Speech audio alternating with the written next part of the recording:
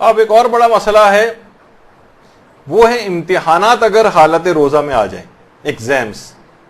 آیت اللہ سیستانی نے باقاعدہ ایک بڑا مفصل اس کے اوپر اپنا ایک فتویٰ روزہ اور امتحانات کے سلسلے میں ایک دیا ہے. اچھا وہ ابھی ہم آپ کے سامنے اس کے ترجمے کے طور پر، تو آپ دیکھیں گے اس سے اندازہ ہوگا کہ روزہ چھوڑنا کتنا مشکل کام ہے، شریعت نے کتنے اس میں سختی کی ہے. اچھا اب آپ مرحلے وار جس طریقے سے ابھی آپ نے ایسے افراد جن کی نوعیت ملازمت کی ایسی ہے ان کے لیے کتنے مراحل ہیں، اسی طریقے سے ایگزامس اور روزہ اس کے مرحلے کیا ہیں. دیکھیے پہلی صورت یہ ہے کہ اسکول اور کالج کی پڑھائی کو مکمل کرنا بنیادی طور پر آیت اللہ سیستانی فرماتے ہیں کہ روزہ چھوڑنے کا عذر نہیں.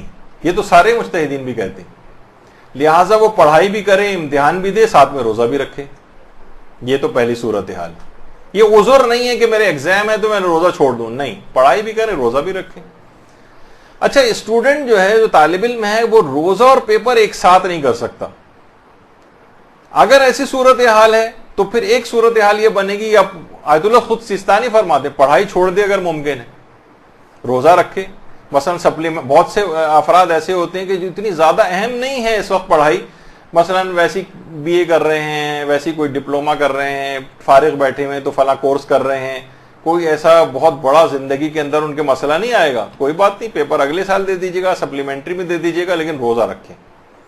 یہ اس صورت میں ہے جبکہ اسٹوڈنٹ کے لیے ایسا کرنا زیادہ مشکل نہ ہو، یا مشکل ہے لیکن بہت زیادہ مشکل نہیں ہے. جیسے پروفیشنل کالج کی پڑھائی ہے، ساری زندگی اس کا کیریئر ضائع ہو جائے گا، اب ایک الگ مسئلہ ہو جائے گا. اگر ایسا کوئی مسئلہ ہے کہ پڑھائی اور روزہ ساتھ ہو سکتے ہیں تو روزہ رکھنا پڑے گا.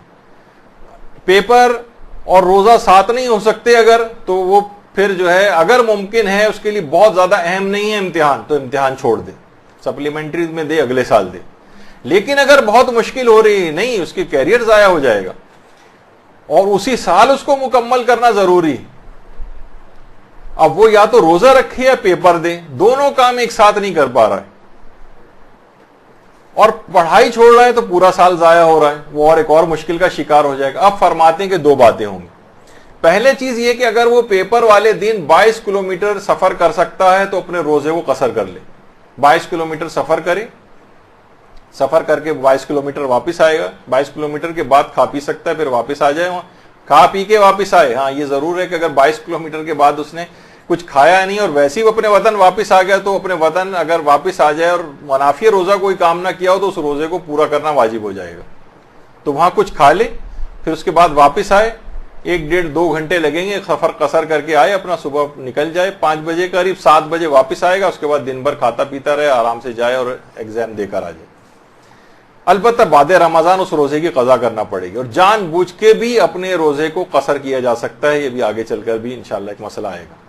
کفارہ اس کے اوپر کوئی نہیں ہے، یہ شریعت نے اس کو حل بتایا ہے کہ اگر ایسی کوئی استثنائی کیفیت آ رہی ہے تو وہ اپنے اس 22 کلومیٹر سفر کر کے اپنے اس روزے کو قصر کر کے واپس آ جائے.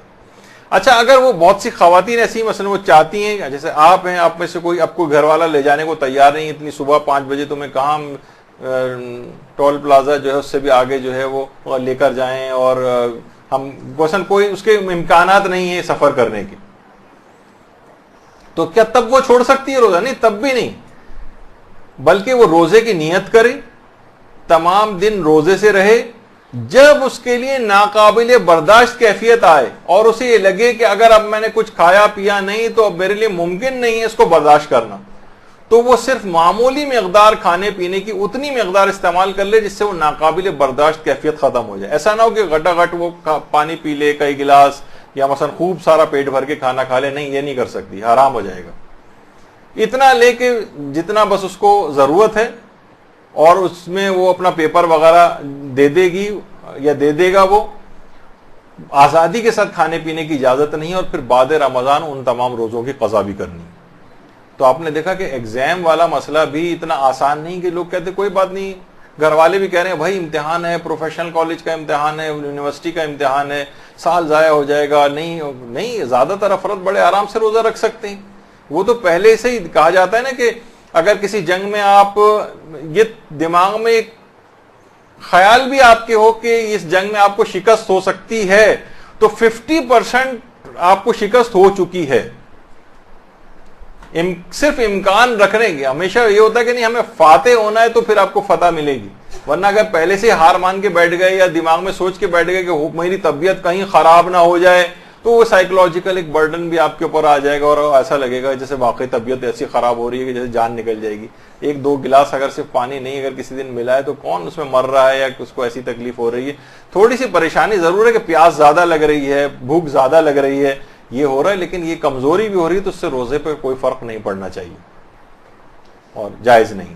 باقاعدہ یہ والا تفصیلی فتویٰ آقا سیستانی کی ان کی آفیشیل ویب سائٹ کے اوپر بھی استفتاءات کے سیکشن میں موجود ہے, کوئی عربی کے اندر دیکھنا چاہے تو وہاں اس کو مل جائے گا. برحمتک یا ارحم الراحمین وصلی اللہ علی محمد و